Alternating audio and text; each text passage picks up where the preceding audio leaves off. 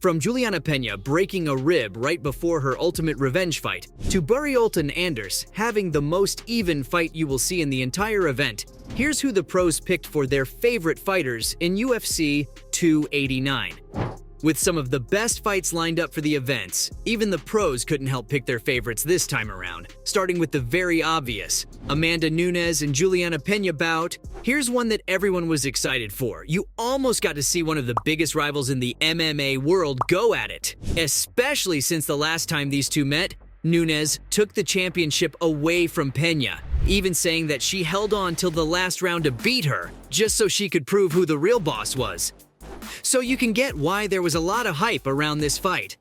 Though you also get why almost every single pro out there thought that Nunes would win this one too. I mean, all the fights they've had against one another, Pena has won a total of 1. So the odds weren't exactly in her favor.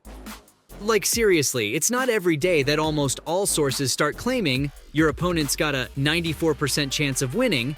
That's insane. And it just makes sense if you think about it. Nunes has fought much tougher opponents than Juliana. Unfortunately, you might have noticed that I've talked about this fight in past tenses. Well, that's because the Venezuelan vixen had to drop out of the bout because of a fractured rib, leaving Nunes high and dry. This whole debacle was a huge blow to the promotion and fans all over the world. But the UFC isn't gonna just cancel the entire event now, are they? Nope, instead you're getting a new women's card. This time it's Amanda Nunes versus Irene Aldana. Here's the real main women's card in the upcoming event. Sure, you're not getting a rivalry that's been going on for years, but you can't deny that this is going to be a fight worth remembering. I mean, with Nunes at 22 wins under her belt, and the fact that she's coming back into the cage 11 whole months after winning her last title is a pretty strong contender. On the other hand, Irene's got just 14 wins, though you can't forget that she's coming off a winning streak.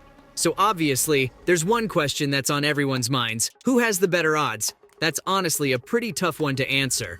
Both of them have won 4 out of their last 5 fights, so the odds seem pretty even up till now. But websites like Topology claim that there's an 80-20 split in favor of the Lioness. You heard that right. And it doesn't seem all that far-fetched. I mean, even Rashad Evans thinks that Nunes got this one on lock. Why's that? Well, she's the reigning champ, and from one champ to another, he's always got her back. That's not all, though. He also thinks that the change in opponent would motivate her even more. Why's that? I mean, these two have never fought before, and Nunes isn't gonna lose to someone with a fraction of her wins, so you know that she's coming in hot. Though that's not the only fight that's gonna get super vicious. Who can forget about Charles Oliveira versus Beneil Dariush? On one side of the cage, there's Dubronx with 33 wins under his belt. On the other, there's Benny with 22 wins. No one's gonna be forgetting anytime soon. So it makes sense why everyone just won't shut up about this fight, right? I mean, you finally get to see who the king of Brazilian Jiu-Jitsu really is. But that's not the only reason why fans are looking forward to this showdown. If you remember, Benny canceled the last time these two were supposed to battle it out in UFC 288. Since then, the fans have been waiting desperately for another bout to be rescheduled between the two fighters, and now that they're finally going up against one another, everyone in the world is excited about it. Not just that, but they're even talking about who's going to win. Justin Gaethje, who lost to Oliveira from a devastating submission, is out there talking about how Benny could win this one, but only if he gets his opponent to the ground and follows through. If he doesn't, then Justin thinks Charlie's gonna take it home.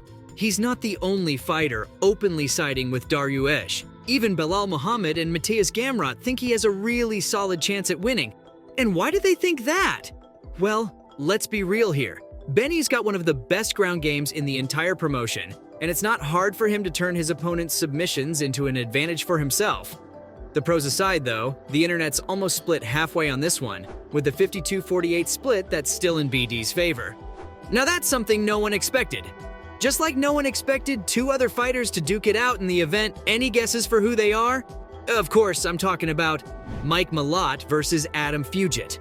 While there aren't a lot of people out here talking about this one, it's still a pretty huge fight in the event, and you can bet that the crowd's gonna go wild when it all goes down.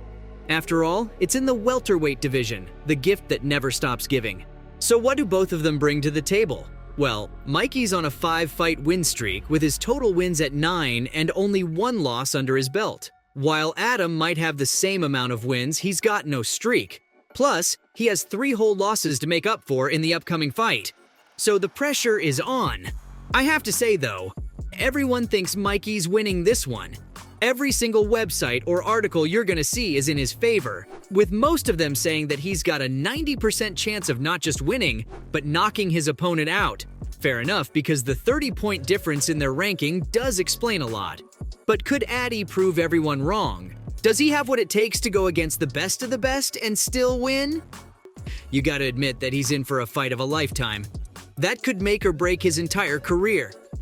So, while it may not be a big fight with rockstar MMA fighters, it's still one more than worth witnessing, especially since it's going to define the future stars of the sport. Speaking of future stars, what about current big names? Sure, you've got the main cards, but you also have Dan Ige versus Nate Landwehr. Who in their right mind could ever miss out on the featherweight division? Not me, because UFC 289 brings you the best lineup you've seen in a while. Danny's coming in at a solid 16 wins with just 6 losses in his career, while Nate destroys that with 17 whole wins, only 4 losses, and to top it all off, he's got a 3-fight win streak going on. So, you can probably guess who's got better odds of winning this one. In fact, most of you are probably thinking that the latter's got this in the bag, that there's no way he could lose this one. But the internet and professionals think the exact opposite. Turns out that they're giving a 70-30 split in Ige's favor, and they think that he's gonna knock his opponent out straight up. What's even more interesting about this one is that you've got a wrestler up against a striker of all people. Talk about the perfect matchup. Though it does give Danny an advantage if you're just talking about their fighting styles. On the other hand, I think that it just balances out the slight height advantage that Nate's got. So, all in all, it's a pretty even fight, and in the end, I can guess that it's going to be pretty close. Whatever the case is, it'll be one hell of a fight that no one should miss out on. Plus, that's not the only fight you need to watch. How could I end this video without talking about the middleweight division? Take a look at Marc-Andre Barriault versus Eric Anders. This one's probably the most even fight in the whole event. I mean, they both have 15 wins, 0 draws, and even 1 no contest. The only thing that's different in their record is the fact that Anders got just 1 extra loss. So, is there even a way to predict this one? Could their fighting styles give an advantage to either of them?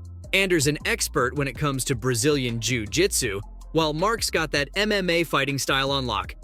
He's more of an all-rounder. But pros and fans seem to think that that's exactly why he's got an advantage in this fight. He knows a lot more ways to trap his opponent and beat the crap out of him. And that's also why there are 75-25 odds in his favor. Though, everyone thinks that he's gonna win by submission, but it will be a tough fight, no matter what. So, from the most even fight in UFC 289 going down between Barriault and Anders, to Juliana Pena breaking a rib right before her much-anticipated revenge fight, here was who the pros picked for their favorite fighters in UFC 289.